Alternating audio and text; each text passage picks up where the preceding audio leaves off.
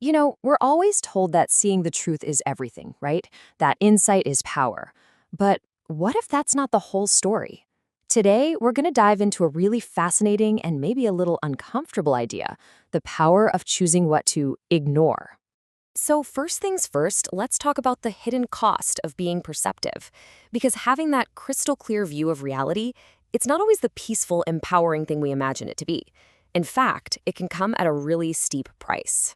Just think about that for a second. You're the one who points out the flaw in the group's big plan, or you see the dysfunction that everyone in the family pretends isn't there. You might be 100% right, but being the person who always sees and says the hard truth, well, that can push you right to the edge of the group. It forces you into this awful choice between what you know is true and the feeling of belonging. So why? Why is seeing the truth so painful sometimes?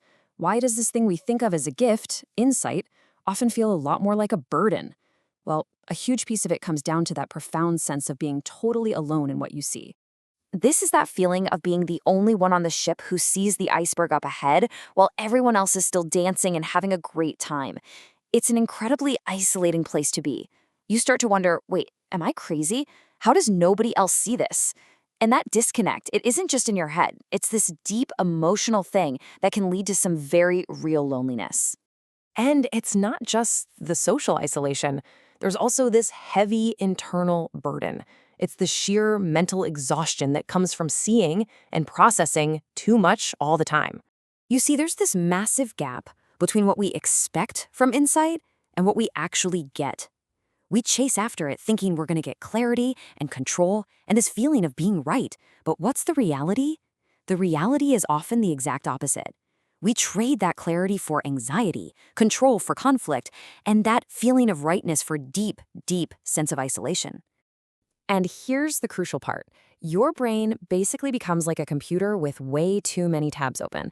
You're constantly analyzing the subtext in conversations, predicting how things will play out, processing all this information that everyone else just blissfully ignores. And man, is it draining. This state of constant cognitive overload, it's just not sustainable, mentally or emotionally. So if seeing everything is the problem, what's the solution? Well, it's not about becoming ignorant or uninformed. Not at all. It's about developing a much more strategic, much more protective skill, a different kind of blindness. Let's really break this down. The key words here are conscious and deliberate. This is not about sticking your head in the sand. It is an active, intentional choice to step back, not because you don't see the truth, but because you've looked at the situation and decided that the cost of getting involved is just too high. And it's so important to make this distinction. Ignorance is when you just don't know. Selective blindness, on the other hand, is a form of wisdom. It's you recognizing that your peace of mind, your relationships, these are valuable resources, and you're choosing to protect them by not fighting every single battle that comes your way. So how does this actually work? Well, it's kind of a three-step process. First, you still see the issue for what it is. You're not in denial. Second, you do a quick cost-benefit analysis in your head. Ask yourself, what do I actually gain by addressing this? And what is it going to cost me in stress, in conflict, in pure energy? And then third, if that cost is just too high, you make an intentional choice for peace. You let it go. And when you start applying this strategy, the benefits are real and they are powerful. It's a practical tool for managing your inner world and your outer relationships. I mean, let's look at the direct impact.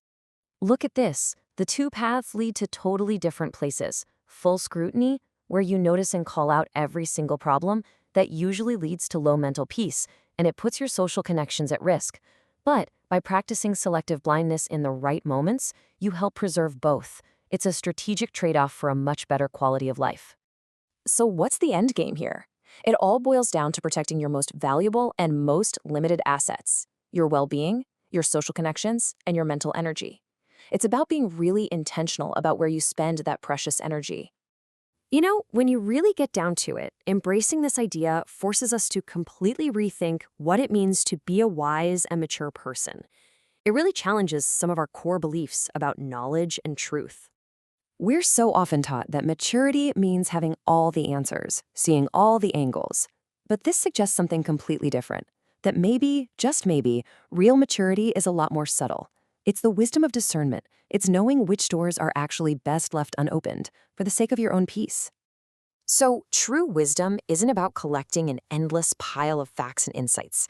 It's about the skillful application of your attention. It's knowing that sometimes the smartest, strongest thing you can possibly do is to see something and then choose to look away. So I'll just leave you with this final thought to chew on. Think about your own life, your work, your family, your friendships. Is there a situation, a person, or maybe a recurring argument where your constant pursuit of the truth is actually costing you your peace? And where might you find a little more harmony by choosing just this once, not to look any deeper?